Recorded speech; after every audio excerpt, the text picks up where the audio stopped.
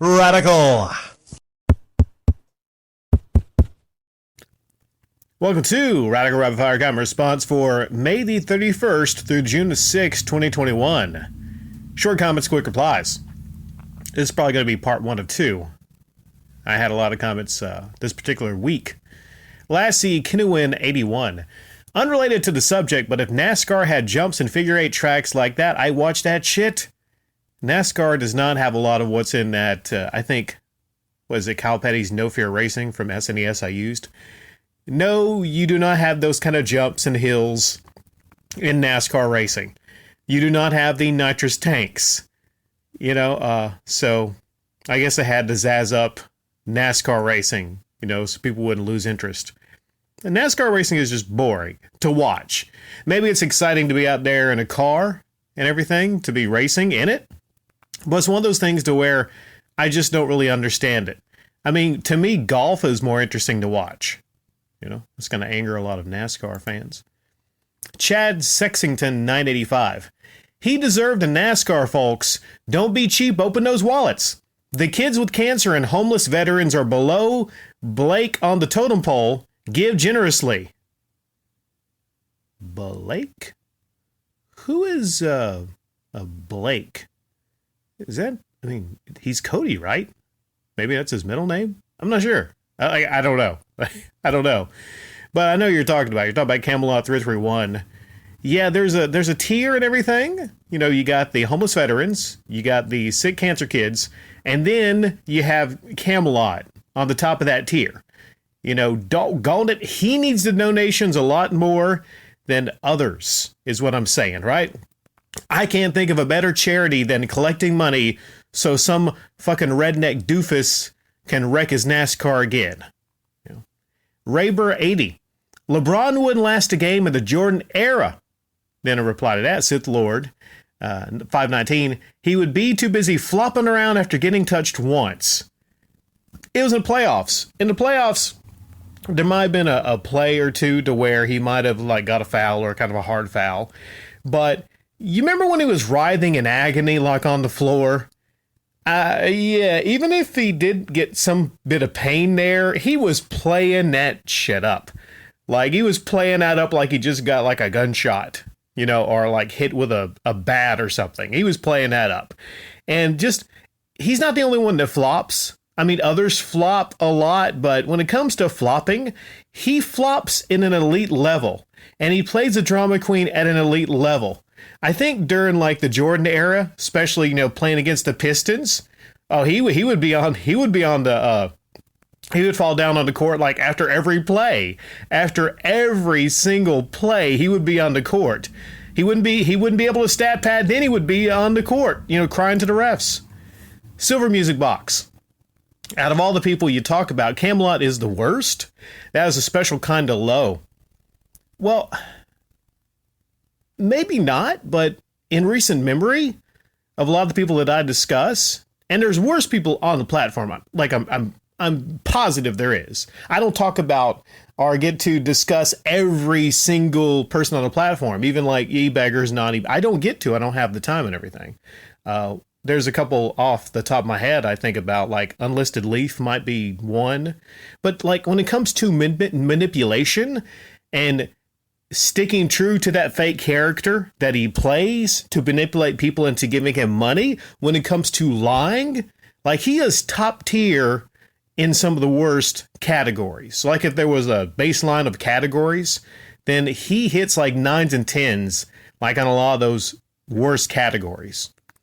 So yeah, I didn't make a mistake when I said that. He definitely, if not the worst, one of the worst in recent memory that I talked about. Arioka, great unfortunate prediction. I'm glad I never watched a single video from this fool. Well, I have an incredibly high level of intuition. There's stories I could share to where I don't even understand it sometimes. I'm not saying I could guess lottery numbers and lottery tickets.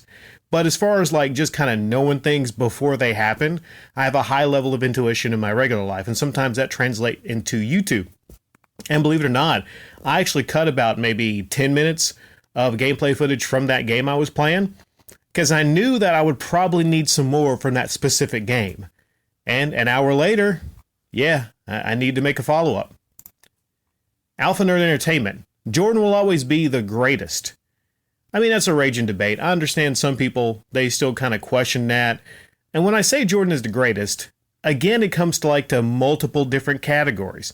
And alluding to a comment someone else left, it's the time period. I mean, look at scores, right? Back in that particular time period, mid-late 90s, early thousands, if you look back in archive, or if you just ask people that were around during those eras or earlier eras like 70s, 80s and stuff like that, it was a lot harder to score and defense was actually defense. And nowadays, the rules are not exactly the same. It's a different era right now. You get nights where people score, 45, 50 and people don't even bat an eye. But back then, or Jordan era, I'm if somebody had a double nickel game, a 55-point game, that was something. Mumble Speed Talker. I'm sure his father gave him advice to beg for money. More likely, he told him to get a job. You know what? I mean, his dad might be on the take. When I say on the take, maybe he says that he talked to his dad. Hey, Dad, I need some money up to fix this NASCAR. And I'm going to use my stupid, idiotic audience. Can I name drop you? Sure, son, just give me some of the thousands. Yeah, I don't know. Maybe. I mean, he turned out that way. So his parenting must not have been that great, is what I'm saying. Christian Howard. I doubt he will watch this or care. Talking about OEB Pete. Well, by that standard, things need to reach a standard, I guess. I talk about a lot of different things. I talk about, a lot of different games also. I talk about some movies, right? Do the directors of these movies, before I talk about something or a series like The Boys, do the director and the people behind that, do they have to be around every time I talk about something? Or can I just talk about things? I don't really give a flying fuck if OEB Pete comes by or not, or cares about what I or others say in the comments. I don't personally care. I'm just giving my thoughts. Mr. Dr. Applesauce. I may never speak on him again, but you know what? I gave my thoughts because I saw something. Christian, this channel is me giving my thoughts. And then right here, I guess it could be me giving my thoughts about others' thoughts. That's the idea, Christian Howard. Chances are, not everyone is actually... Okay, I'll stop it right there. I could continue, but radical rapid fire is what I'm saying. Sean A., I like the subtle nod playing a NASCAR game, doggone it. And I had what could be the best reply I ever left this particular week. This is good. I'm surprised this one didn't get more love. I said, the game crashed on me. Give me some money. That's good. That's a good reply to that, That's good. If anybody says, what's a good, witty, short reply to some comment, I would point to that. The game crashed on me. NASCAR crashes? It's good. Maddie's Great Adventures. LeBron used to have the people at the Crackle Barrel cut his pancakes for him. He bought the Tangier in Akron and destroyed it. The place was a landmark. I hate that guy. Well, as to the second thing, right? I hate when somebody gets a national landmark and destroys it to put something up. What did he put up, a Taco Tuesdays? And to really kind of focus on that, how much of a prima donna he must be. And I've heard different stories. People cut his pancakes. He had people cut his pancakes. Oh, what a bit precious he is. Motherfucker, you're a millionaire. If you're a millionaire and if you got to that point in the world where you're a millionaire, you're one of the most recognizable basketball celebrities of all time, cut your own fucking pancakes.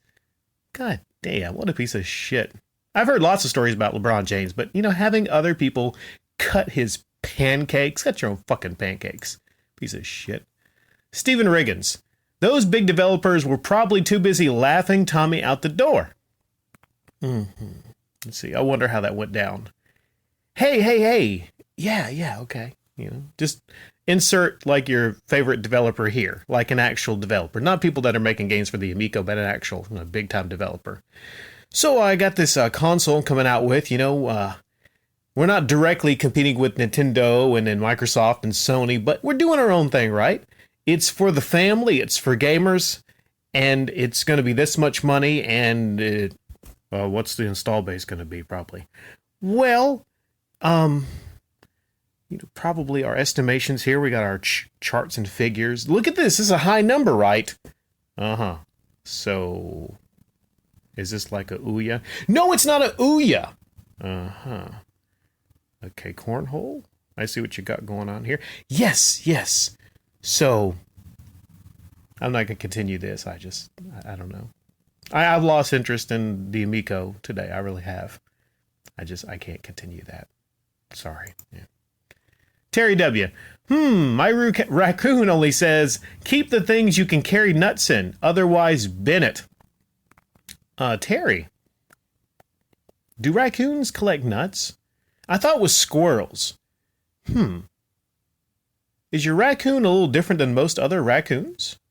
I don't know. Like, I have a lack of understanding about raccoons and nuts. But a squirrel, I would understand that. It's just about perspective, right? Like raccoons, squirrels don't care about like retro video games and current video games. They care about nuts, right? And a big thing about life is just getting your nuts. Heck, I care about getting my nuts. P.O. Box Christmas. Hancock won't mention this news ever. Yeah, talking about Nintendo's Game Museum. It's kind of funny, though. I wonder if anybody stopping by and asking them about Nintendo's museum. Because I'm pretty sure he's not answering questions about his future museum, but can he at least answer questions about Nintendo's museum? I wonder if you go to the merch store, he'll make like museum merch. Maybe like he'll call Nintendo, Nintendo, I really like what you're doing with the museum con. Wait, you're actually building a museum? What are you doing, Nintendo? That's not how you do it at all.